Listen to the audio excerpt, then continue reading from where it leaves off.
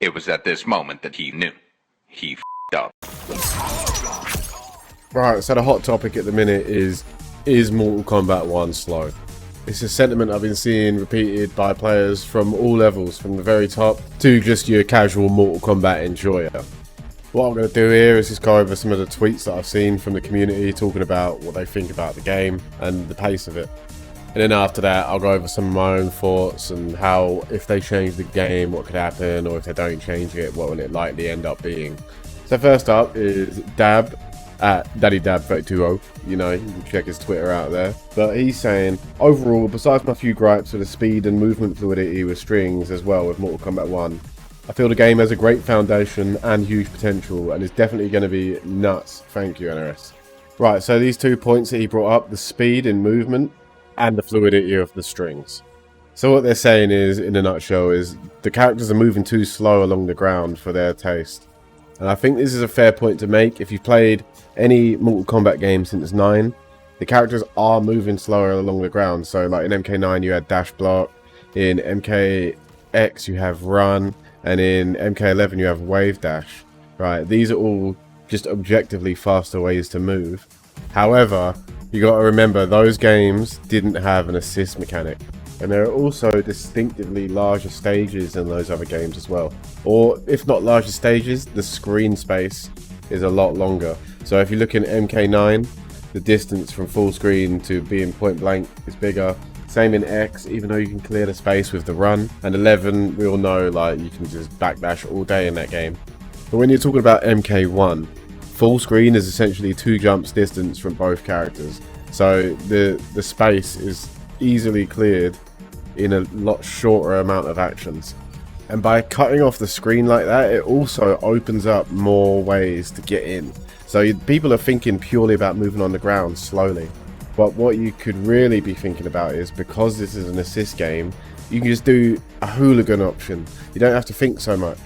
Now I've given an example here in response to Dab's tweet saying, just press slide assist brother, your movement woes fly out the window. To which he goes, bro, you're talking about subby, alright, you got it. But really, when you think about it, all the characters we've seen so far have a similar sort of dynamic as this. And as you can see in my reply here, I said, alright, that's sub. Liu Kang has fly kick into assist, Tana has square wave into assist, Kenshi has the weeb run into assist. The characters that we know exist, that we've seen in the trailers but not in the gameplay, is Scorpion. We know he's going to have a teleport, you know that's going to be teleport assist.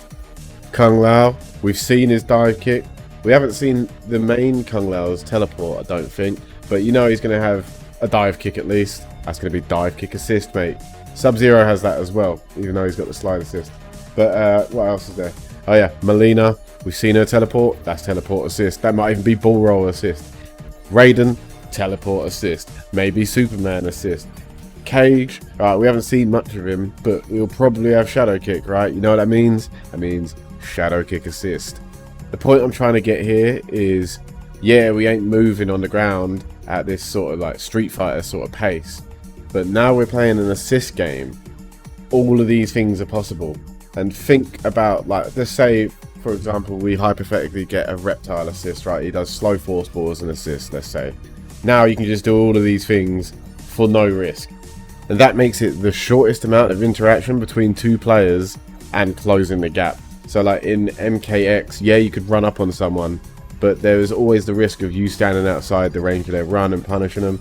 That you could always dash up on someone in MK9, but you could just end up getting destroyed for that. MK11, same thing. But in this game, you're going to have to think differently about it, because it is literally full screen slide, assist. They're going to be covered. So you're either going to have to somehow break their assist before they can get to you, or just avoid both the assist and the slide. Things like Scorpion teleport assist, I think on paper will be really hard to avoid. Which makes me question, is MK1 actually slow, or is it just that we don't know how to play it just yet? Let's imagine you're just learning Tekken, yeah? You know Tekken's got Korean backdash, right? You are just a beginner. You can't do a Korean backdash. You might know about it, but you haven't really got the understanding of when, where, why, how to use it. Now, because you're in that position of the game, the game is slow to you. Like, there's no denying, watching new players play Tekken, that game is sluggish and without good movement. That's just the way it is. But the higher up the skill ladder you go, you begin to realise that Tekken is a fluid and fast game. It's not the same thing as those new players that are literally stuck in the mud. Although, the greatest of all time, Sonic Fox, did say, "My only gripe with MK1 is it seems kind of weird that you can only cancel dash with down block instead of just block. I'd say let the MK9 movement rock and let dash blocking be normal. The game will benefit if it gets the movement with MK9 again."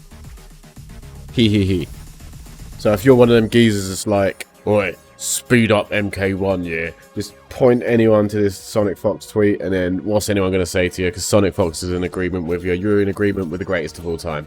But it is kind of strange that it has to be down block. In theory, that means that anyone that's got like a fast overhead will just be able to clap you out of dash ups that aren't covered by assists. But maybe that's the design philosophy of the game. They want you to dash and crouch block to open up the power of their up block. So let's say the philosophy says you dash up and they're doing overheads. Alright, maybe you could walk up and do up block, and up block beats the overhead. So this is another layer. Maybe they're trying to get you to do that. Who knows? But these are the kinds of things you got to think about if you want to maximize your output for torment on other players in the same game. Speaking of maximizing, we're moving over to Maximilian here. He says, "Combos in MK1 are crazy fun. Utilizing your cameos in neutral situations and making normally unsafe things safe is where the real fun / dynamic elements of the game will shine. But the input delay and release check issues are making everything feel sluggish." I'm in agreement with Max. The combo routes are creative. You can it's pretty much do whatever you want the game. So maybe two players won't look the same, but they'll end up with the same amount of damage. And then you've got to take into account the assist you're using. He's saying turning things that are normally unsafe into something that's safe. You can see when I was doing that Sub-Zero stuff, I was doing the cane ball, making my overhead plus unblock. If you press after my normally unsafe overhead, you get launched. Things like that. That's the truth. That's how the game's going to be. Like, you're going to be doing projectiles into assists, slide type moves into assists. You're going to use assists for all these weird reasons. And even just amongst the free assists, they seem to be varied in their dynamic. Like Jax gave you insane knockdown game. Kano gave you everything you want, but not too much of everything. And Sonya gave you combo potential for the most part. But in relation to this video, the part that Max was talking about, the input delay and the release check issues are making everything feel sluggish. Right, so the release check issues, that one's easy to talk about. Stress test didn't have controls. Like, you can change your buttons or anything, and release check is a part of that normally. So it did actually affect the way you could use some characters. For example, I was playing Katana, and a lot of the times I was trying to get her trap out at a specific range, and I couldn't do it because the directional input was stored from a string I was doing earlier in the combo. But that's just a release check issue. But where he's talking about the input delay, that is, or should I say was, pretty noticeable. But I'm not sure if that was because we're new to this game, it's a new game issue, maybe it's teething problems as well. But in MK11, it's easy to get reversal grab to stop someone mashing low poke. It's easy in MKX to do that, it's easy in MK9 to do that. However, in the stress test, I was having a bit of trouble in the beginning to grab someone before they could mash out a low poke. But like I said, that could be a teething issue still. But it was a point being brought up by players that don't play NRS games like that. So I was in the main man Squeeze. He's a Tekken player. I was watching his stream while he was playing Mortal Kombat 1. He was saying the same thing. It's like it's hard to get a counter poke out, basically. And when it's hard to do something like a counter poke, that encourages and allows the opponent to start mashing, which is not the way the game is actually meant to be played out, you know? And moving on to what Silver Eye was saying, he says, MK1 did a lot of things right for me. Music was good, cameos were really fun, the combos and routes you could take were real refreshing. Anti-airs were good too. Only issues was fatal blow pushback and movement speed. I'm not asking for dash block, but faster walk or dash would be sick. Overall, I really enjoyed it, and I'm excited to see how things turn out at release. I'm not freaking out about damage or other things, because nothing is certain until release. Solid W, NRS. 100% in agreement here with the fatal blow thing that he's talking about. Like, they should not have that much pushback. If you get that blocked, you should be punished. It's just that simple. It is nice that you just can't YOLO out a fatal blow anymore. So if you are swinging and they start their fatal blow and they're going to their little cinematic, you know that you're just not going to get hit by that fatal blow because you're already swinging and it would just, their armor won't have started up. So that's pretty sweet change that they've put in there over how it functioned in MK11. And if I really wanted to be a massive nerd about it, I could say, actually, by not allowing us to random out the fatal blows, they're speeding up the game because you don't have to slow the game down because of the threat of a random fatal blow. But whatever, I like it, it's cool, seems to be a sentiment shared by most players. However, the same issue being brought up is the movement speed. That seems to be the common recurring theme people are talking about when they're saying that the game is slow. It's not even the strings so much, it seems to be consistently to do with dashing or the walking. It's not a unanimous opinion that the game needs to be sped up. I think that's the thing, needs to be sped up. There are players that are fine with it either way. Like if you look at Perfect Legend here, he says, I'm fine either way if they choose to buff dash or not in MK1. I love the game. This is where I sit in this argument. I'm on the Perfect Legend side. Like, I don't really care if they buff the dash or not. Like, I'll take it how it is, and I'll also I won't be crying if they make everything move faster as well. Where I stand on the pacing is that I believe, okay, here we go, I've actually written this down. Personally, I like the pacing of the game. I understand that people want the movement sped up, and that comes with its own benefits and potential downsides. The upside being it would appease the general fan feedback. And the downside is that it could theoretically strengthen a particular playstyle, more likely helping the rushdown archetype, which indirectly weakens a mid-range or a zoner archetype, since closing the gap faster pushes them closer to their win condition faster. However, as it stands, it doesn't seem like there's a point in the match where absolutely nothing is happening, and that's a good sign. I think that means that it's not actually slow. I think that kind of points towards us just not being in the know. But I do think it is important to remember that not every character is a rushdown archetype. And every change has an equal and opposite reaction and all that. So if you let characters get in faster, let's take this into a different sort of context. Right, so you're letting Injustice 2, the Flash, get up on you in 2 seconds, right? What is anyone supposed to do about that?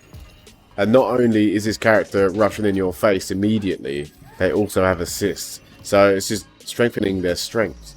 But I don't know if the game is too slow to the point where it's strengthening the strength of the Zoner archetype. Wouldn't be able to tell that without seeing the rest of the cast. Something I would like to see sped up though is up block. There's a lot of times in this game where I think you get jumped on in a situation where your up block would look like it would be a logical choice and you just end up getting cooked for doing the up block. But again, it all leads back to maybe I just don't know what I'm doing with it properly yet. I think my conclusion is the game as we played it was alright for its speed. I think it was okay. I can understand why people think it wasn't. And because there's assists in the game, there's going to naturally be looping offense that just melts your life bar.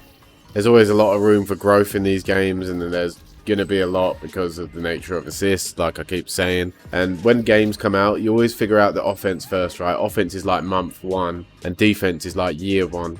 So theoretically, the game is going to start off faster, getting faster and faster, and it's going to be relentless. And then there'll be a gradual decline in the pace as people learn patience and defense properly.